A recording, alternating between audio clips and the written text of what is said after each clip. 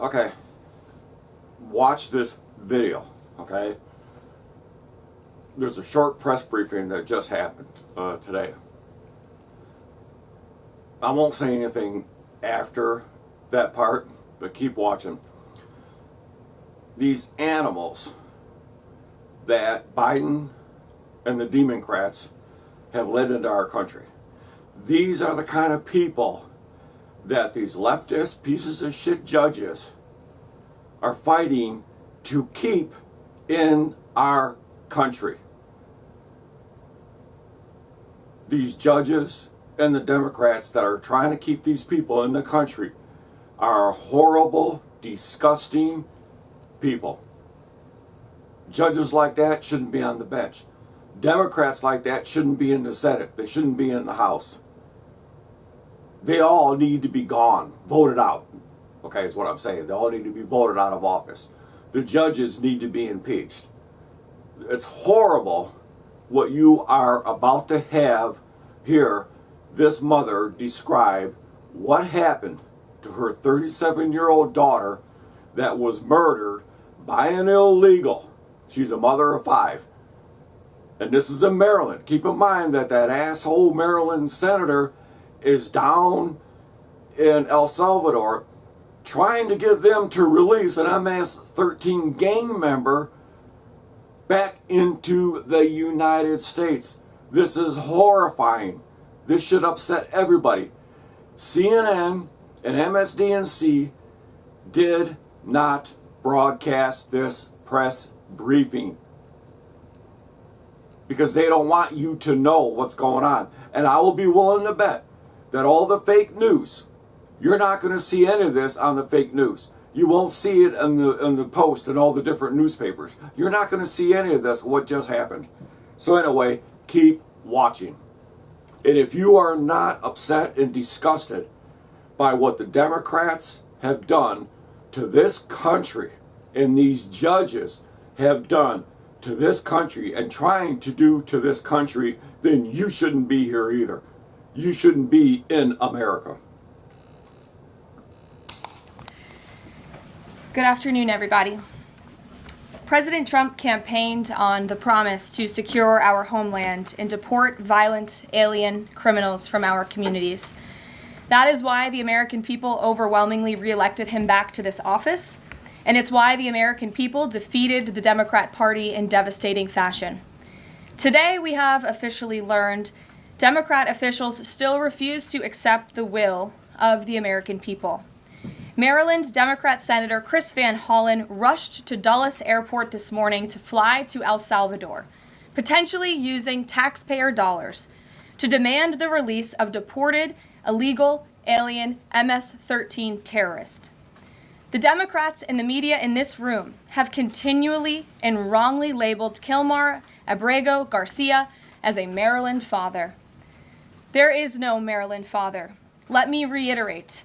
Kilmar Abrego Garcia is an illegal alien, MS-13 gang member and foreign terrorist who was deported back to his home country. And when Kilmar Abrego Garcia was originally arrested, he was wearing a sweatshirt with rolls of money covering the ears, mouth, and eyes of presidents on various currency denominations. This is a known MS-13 gang symbol of hear no evil, speak no evil, see no evil. Abrego Garcia was also arrested with 2 other well-known members of the vicious MS-13 gang. And 2 separate judges found that Abrego Garcia was a member of MS-13, and that finding has never been disputed. And just this morning, it was revealed through Maryland court documents that Abrego Garcia's wife petitioned for an order of protection against him for 2 instances of domestic violence in May of 2021. And here is the order right here.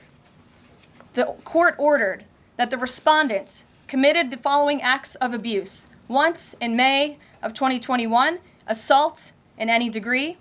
And on May 4th of 2021, he punched and scratched his wife, ripped off her shirt, and grabbed and bruised her.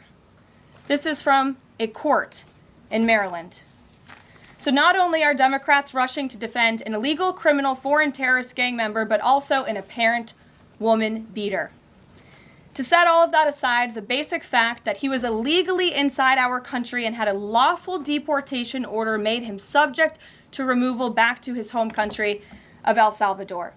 And if he ever ends up back in the United States, he would immediately be deported again. Nothing will change the fact that Obrego Garcia will never be a Maryland father. He will never live in the United States of America again. And the United States Supreme Court ruled unanimously that the President of the United States and the Secretary of State could not be compelled to forcibly retrieve this citizen of El Salvador who is currently locked up in a maximum security prison in his home country due to his MS-13 membership. To remind the media and the Democrat Party, MS-13 are among the most vicious and dangerous individuals in this world. They pose a direct threat to the United States, El Salvador, and any other country who maintains basic law and order. MS-13 rapes innocent girls and women, runs sex trafficking operations, murders for sport, and terrorizes law-abiding people. That's why El Salvador President Bukele made it clear this week that he will not be releasing this MS-13 gang member from his prison. But that is not enough. All of that is not enough to stop the Democrat Party from their lies. The number one issue they are focused on right now is bringing back this illegal alien terrorist to America. But where are the Democrats applauding the fact that southern border crossings just hit a historic low? Where are the Democrats supporting our brave men and women of law enforcement who are putting their lives on the line every single day to arrest the violent illegal alien invaders that the previous administration allowed into our country? And where are the Democrats when innocent Americans are victimized by illegal criminals that Joe Biden let in? It's appalling and sad that Senator Van Hollen and the Democrats applauding his trip to El Salvador today are incapable of having any shred of common sense or empathy for their own constituents and our citizens. Nobody knows this more than the woman standing to my right, Patty Morin, whose beautiful daughter Rachel was brutally maimed and murdered at the hands of an illegal alien in August of 2023. Patty no longer has her daughter because of the failed Democrat Party's open border, and these are policies that President Trump is bringing an end to. Patty should not have to be here today, but she is, and we are grateful and we are honored for her willingness and her request to share her powerful story with the world. Thank you, Patty, for being here. Thank you. A lot of you don't know the whole story about Rachel and about the crime that was committed against her.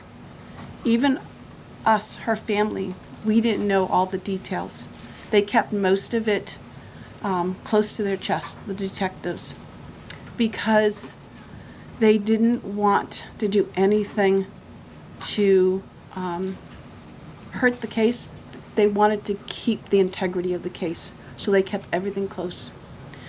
I sat for the last 2 weeks in her trial, and we saw layer upon layer upon layer of evidence against the accused, an illegal immigrant from El Salvador.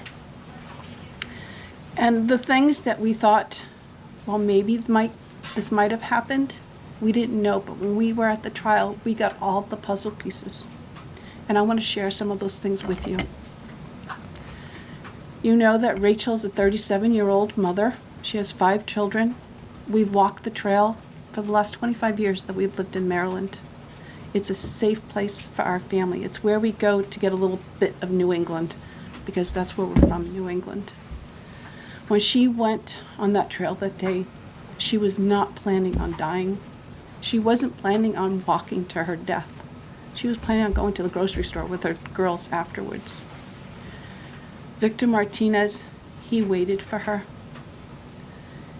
He waited for her to come closer. He saw her. He saw that there was nobody around. He attacked her. He dragged her 150 feet, blood gushing from her head. It left a 150-foot trail of her blood to the culverts, where he picked her up, he threw her against the wall of the tunnel, and he raped her. But before he did that, he stopped on that trail, and rocks still stained with her blood. He used them to hammer her head against those rocks. They say at least 20 times they could count the cuts in her head. They said that when they did the autopsy, and I've seen the pictures, there's a 6-inch square in the back of her head where the skull is shattered the way that you would crush an eggshell in pieces. 3/4 of her brain hemorrhaged.